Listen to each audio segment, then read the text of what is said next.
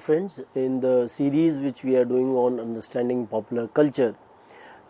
we will again talk about popular culture. In the earlier part of the lecture, we talked about the various kinds of dimensions which are associated with popular culture,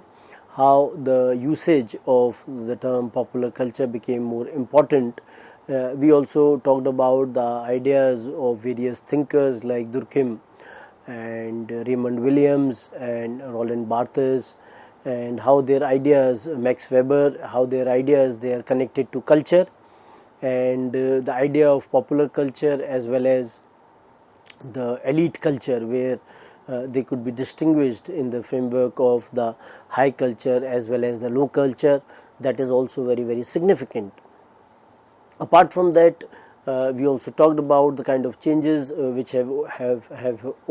happened over a period of time in the cultural studies, and how over a period of time cultural studies they have evolved, and these kinds of changes they have been very, very important from the point of view of the cultural studies, where the wider participation of the various elements or aspects that has also been done in the recent times. And with this we find that the cultural studies they have been in a way they have been in a way some kind of a development which could be seen in these kinds of spheres. And when we talk about culture, we also see that how culture is being transmitted, how it is being produced, as well as how it is being received as well. And the primary aim of analysis is to assess the impact of cultural, technological and the social factors. So mass communication definitely is an important concern in this context, and mass communication research is in a way in the context of culture, it sees it as something which is similar to a message which is being produced, transmitted and received. And this is the kind of thing which also happens in culture, that how cultures they are also being invented over a period of time. Cultures they are in a way, when people they migrate from one place to another, then they also carry their own cultural practices and ideas. So this kind of a dissemination which takes place when one is talking about culture, and how technology and other aspects like social aspects they also play an important role in terms of the kind of changes which are happening in culture. And when we talk about these kinds of changes, then we find that the central focus is on the concrete agency of the actors and the institutions rather than on the abstract social forces. And the cultural forms, they are not to be studied as abstractions but in their specific context, because the people, those who are following these cultural practices, they are to be studied, and how changes over a period of time in their cultural practices they have taken place, they are also to be studied. And when we talk about India, and when we talk about the cultural traditions of India, then we find that how India has immensely rich cultural traditions, and some of the distinctive features of Indian culture are its primordiality, continuity and heterogeneity. So all these kinds of factors, they are very, very important in the context of the Indian cultural traditions. And we also find that how the idea of unity in diversity is also very central to Indian culture, and the idea of composite culture, it is also there in the Indian cultural traditions. And how over a period of time how Indian culture it has accommodated other cultures as well. So the accommodative cultural ethos has been one of the important concerns or the features of the Indian civilization. And we find that all these elements they have collectively led to the development or evolution of a cosmopolitan culture, and have they imparted colossal variety to it. So we find that when we tend to understand the Indian culture, so the idea in the context of Indian culture, that Indian culture has unity in diversity, which is quite a unique feature of the Indian society. And we also find that there are a lot of differences, but despite these kind of differences, there is a strong cord of unity which binds people, and it is also the dynamism and the resilience of the culture that has sustained it for the centuries, despite we find that there are so many diversities as well as other differences. So in this context, when we try to understand the Indian culture, we find that whether in whatever area or the region, when one is trying to understand the cultural practices, we find the people of all these areas or the regions, they are culturally connected, and this kind of a similarity in ethos is shared by the people across country on different occasions as well. For example, the celebration of the Lohri and Baisakhi in Punjab, Bihu in Assam, and Pongal in Tamil Nadu as harvesting festival. It unites although the people, although the names of the festivals are different, but the ethos, they remain the same. So in this context, when we tend to understand these kinds of cultural practices which are being followed in the different parts of India, and with different names as well, but the ethos of these cultural practices, they remain the same. And we also have to see that over a period of time, this kind of a cultural ethos which has emerged, and this kind of a cultural ethos has also been in a way enshrined in the Constitution of India as well, which recognizes the idea of the cultural harmony or unity. And Article 51A of the Constitution, it in a way underscores the importance when it says that it shall be the duty of every citizen of India to value and preserve rich cultural heritage of our composite culture. So it is the duty of every citizen that the way they are able to value it, the way they are able to preserve or maintain the cultural heritage of India, which is quite composite in nature. And we also find that the article further talks about that it is one of the fundamental duties of the citizens to promote harmony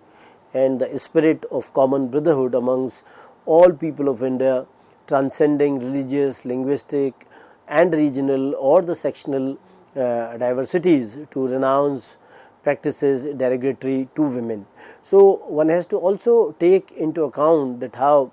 not only as citizens of India we have the fundamental rights, but we also have fundamental duties, and one of the fundamental duties is to promote the harmony and the spirit of common brotherhood among all the people of India. And for that one has to in a way transcend all the kinds of differences which are there, and they are all in a way indicative of the recognition and the reiteration of unity in diversity by the state. So the role of the Constitution and the role of the state in terms of supporting the citizens, and also citizens having the fundamental duties, knowing fully well what they have to do, will only be able to create that kind of an atmosphere where the cultures, they will be able to thrive. We also see that the sense of the Indian culture is its amorphous and flexible elements which allowed people to freely mix up with each other, and it is also being reflected in our behavior as Indians as well. And some of the characteristics in a way could be seen in the framework of the spiritualism, simplicity, filial obligations, harmony, benevolence, austerity, tolerance, and these are some of the significant manifestations of the Indian culture. Though there might be certain critics, those who will in a way try to see the society that society is not a monolith and there is no Indian culture that way, because we have different cultures. But at the same time, one also has to realize that despite having so many different cultures, there are certain underlined features of every culture, and none of the cultures they will ask us or in a way tell us to go beyond or go away from the kind of characteristics one which we have talked about. And we also have seen that how Indian culture has over a period of time assimilated the Western ideas as well as the concepts, and it is also in a way in today's time substantially contributing to Indian lifestyle as well. And the globalization is working as a catalyst in hastening this process. So we see that how the kind of changes which have come in the Indian culture over a period of time, they are also reflective of the kind of impact which could be seen in the framework of thrust from outside, and how Indians, they were able to in a way accept or absorb that kind of a thrust. They were able to bring about some kind of a changes in their lifestyle because of that impact. And the era of globalization, liberalization and privatization, it has opened in a way new vistas, or it has opened the Indian economy as well as society to the outside influence. So the main focus is not only in the context of replicating whatever we are seeing from the outside influence, but at the same time maintaining our own cultural traditions, and also in a way incorporating good cultural traditions from outside as well. So if we are able to do this kind of a thing, then we will be able to in a way enhance or enrich our own cultural traditions. So when we talk about the popular culture, then we generally see that it is understood to be the accumulated store of the cultural products such as music, art, literature, fashion, dance, film, television, radio, etc., which are primarily used by the non-elites or the common people. And thinkers like John Story, they've argued that the popular cultural products, they appeal to a broad spectrum of people, and popular culture keeps changing constantly and is specific to time and place. So the dynamism of the popular culture has been talked about by John Story, and thinkers like Peter Burke has also in a way supported them, that despite there being a general similarity in popular culture in Europe, there were variations in it depending upon whether culture hailed from highland or lowland areas. And we also have another kind of a viewpoint in the framework of neo-Gramscian hegemony theory, which is influenced by writings of Antonio Gramsci, who was an Italian thinker. And he says that how popular culture is also seen to act as a medium of rebellion or resistance against the established dominant culture. So this idea of the hegemony of the elite culture, which can be challenged by the popular culture, where people, those who are from the ordinary section of the society, how they are trying to defend their own culture in opposition to the high culture or the culture of the elites. So the Gramscian point of view is in the context of the idea of hegemony. And we also find that apart from the ideas of thinkers, those who are in a way trying to define or redefine popular culture and the high culture, we also find that how the elements which are associated with the folk, they are also in a way substantial manner contributing to the formation of the popular culture, how they in a way provide a culturally unifying fabric for the society. And the products of popular culture, they are also in a way created through the word of mouth or by mass media. So we find that all these kinds of developments which take place in the context of the idea of folk, which are in a way related to the popular culture, they in a way provide some kind of a culturally unifying fabric for the society. And in this context, the way over a period of time various kinds of mass media they have developed and how they have played an important role in the realm of the popular culture, various kinds of entertainment, sports, television, they definitely have become very strong tools in this kind of a field. And when you talk about the films or the item songs in the films, they in a way capture the imagination of people, and they get a lot of popular acceptance as well. So from this point of view, the role of mass media definitely is very, very important. And we also find that how cinema, television and sports, all of them, they definitely have become strong tools. We also when we try to understand the the high culture as well as the low culture, then we tend to see that high culture is understood to refer to culture of an upper class or the educated people. And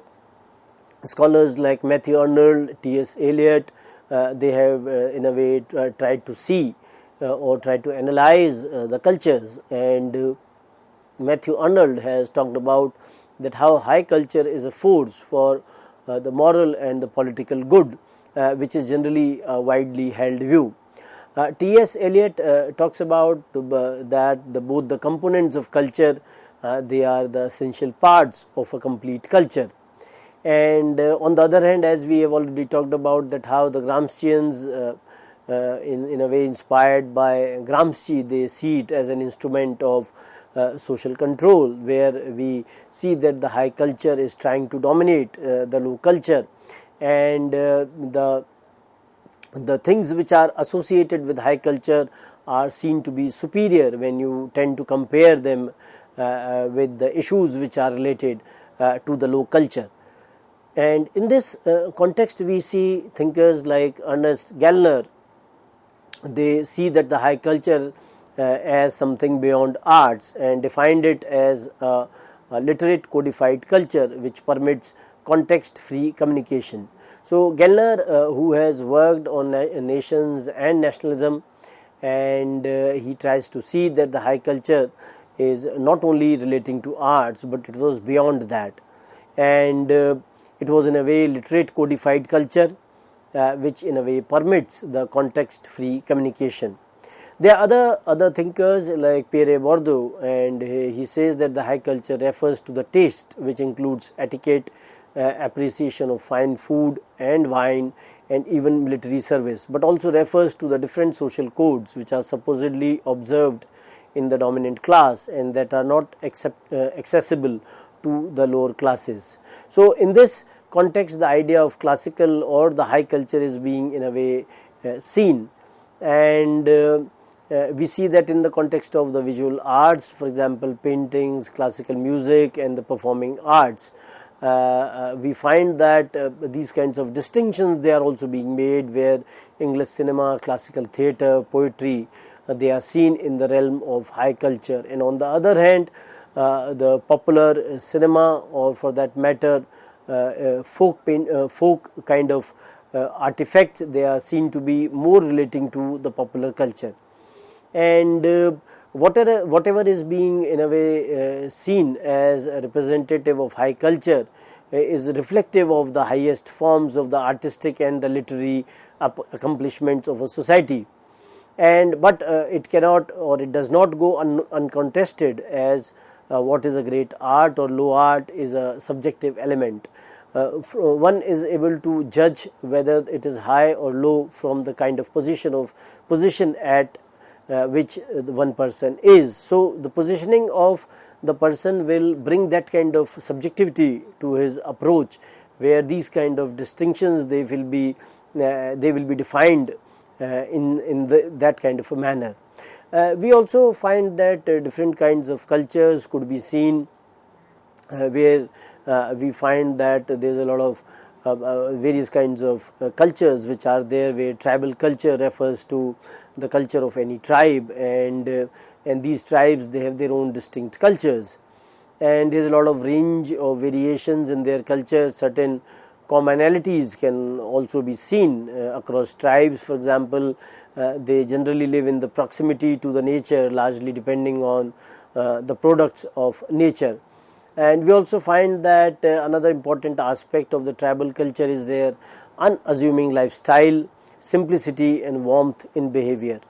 and earnest judgments, etc.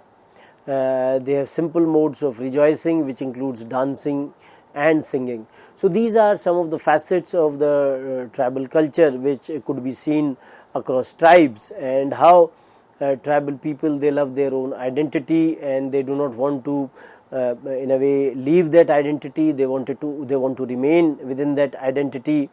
and any kind of a change within their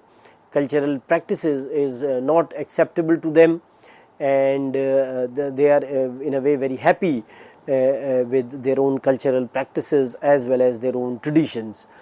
We also find that how the folk culture, it refers to the local tradition, the oriented form of culture. So the tradition oriented form of culture is very, very relevant in the context of the folk culture. And many a times, largely we see that how folk culture is associated with a place, meaning the elements of a folk culture, they are particular to a place or locale, and if they are transferred or they are carried to some other place, it is still retains its connotations with its original place. So one cannot in a way separate the locality of those cultural traditions from the place to which they are tied. We also find that how the oral traditions and the folklore, ballads, popular sayings, etc., they form important ingredients of the folk culture. And when we talk about India, we find that in India, folk tradition could be seen in nearly all occasions, even during the birth of a child, or marriage, harvesting season, festivals, sacrificial rituals. All of them, they will find manifestation in the folk culture. And we also see that how Hindi cinema also has this kind of a culture where we refer it to as the film culture. Apart from the tribal culture, apart from the folk culture, we also talk about the film culture. And the film culture, in the context of the cultures, we find that how Indian film industry is one of the oldest film industries, and how films, they were initially the silent films, beginning from Raja Harishchandra from 1913 onwards, which is referred to as the first indigenous feature film of India. Before that, we had Pundalik in 1912, which Firoz Rangoonwala says to be the first feature film of India. And thereafter, from 1931 onwards, Alam Ara became the first talkie, and how cinema became an important part of the Indian culture. And many of the genres which were being shown in the films, and how people they were able to relate with the film stars, and many of the lifestyle, many of the fashions, they got attached with the film stars, and how they were able to create that kind of a fan following by becoming some sort of a trendsetters and creating some kind of a style. So this film culture, where people they become fans of these film stars, and many times we see that some of the film stars, they have their own temples, that how people the people those who adore them, the people those who are considered to be the fans of these film stars, they have opened temples for their film stars, who are considered to be gods and goddesses in their eyes. And we also have seen that how films, they have played an important role in mitigating the rigidities of the classes. And we also have seen that they are definitely an effective medium of the cultural integration, that how Hindi films, they are not only seen in the Hindi speaking regions, but in South India and in other regions of the world, that is the diaspora or the Indian diaspora. Similarly, how the films which are made in South India in various regional languages, they are also seen in the Hindi belt and in other parts of the world. And nowadays, because of the rising importance of many of the films which have been produced in South, we are also talking about all India cinema, that how films, despite being made in different languages, how because of the dubbing and the other technological developments, these films many a times, they are released in 3 to 4 different languages. So they are cutting those kinds of barriers which were in a way there in the context of the specific film industries. And so from that point of view also, we find that how the film, they cut across the regional, linguistic and the religious divide, and they are able to get some kind of a mass appeal. We also see that how television culture is also an important culture. Earlier, we find that how television was providing a lot of information in the context of the news channels, and how initially it was only Doordarshan, and how it was being controlled by the government channel. But over a period of time, how Doordarshan was, or TV was able to create a huge impact on the people, and how it could be seen in every home. So it entered into the domestic realm of the masses, and in especially 1980s we see that so many television serials, they were influencing people in different ways, and how it was able to connect people, and how it was in terms of criticism, we see that it was seen to be some sort of a distraction for the children. But we also find that how it was able to shape the attitude of the people, values as well as the taste. Apart from that, we also see the corporate culture, especially in the 1980s and 1990s, and which related to the beliefs and the behavior of the people that determine how companies, employees and the management, they interact with each other, and how they handle the external commercial transactions as well. So the corporate culture can be reflected in the dress code of a company, or the work ethics, turnover, hiring decisions and the professionalism. Apart from that, we also had the courtly culture, which could be traced from the modern times, and then it could also be seen in the later dynasties, that of Sakas, Kusanas, Satavahanas, Guptas, etc. And this courtly culture could be seen in the framework of the kind of organization, personnel and the protocol of the royal household. And thereafter it could also be seen from the Gupta period till 1200 CE, and thereafter during the Delhi Sultanate and the Mughal period, we also see the courtly culture. Then in the context of the mall culture, we see that how frequent gatherings and the activities at the malls, which are the shopping and the entertainment centers, that is also taking place, and youth is visiting these malls, which is not only a place for recreation, shopping, but it has also become some sort of a place for formal discussion and gatherings. And people, they are able to spend their entire day, because many a times we find that these malls are too big, and they are becoming popular leisure destinations. We also find that how media is playing a crucial role in shaping of popularization and the propagation of any kind of a culture. And with all kinds of publicity and the advertisements, media can orient people to a particular kind of a culture, and definitely plays a major role in the social and the cultural developments. And but at the same time, one has to also see that the growing influence of media, it can also result in some sort of a media imperialism, because the Western media is exporting a number of products and the culture which are flooding the markets of other countries, and that is how they acquire huge influence over the globe. So to end the discussion, I'd like to say that cultures, they are seen in different societies, and cultures are society specific, and the way the ideas of high and low cultures, they were there in the earlier societies, such kind of distinctions now are generally not seen, and the popular culture, which is relating to more and more masses, has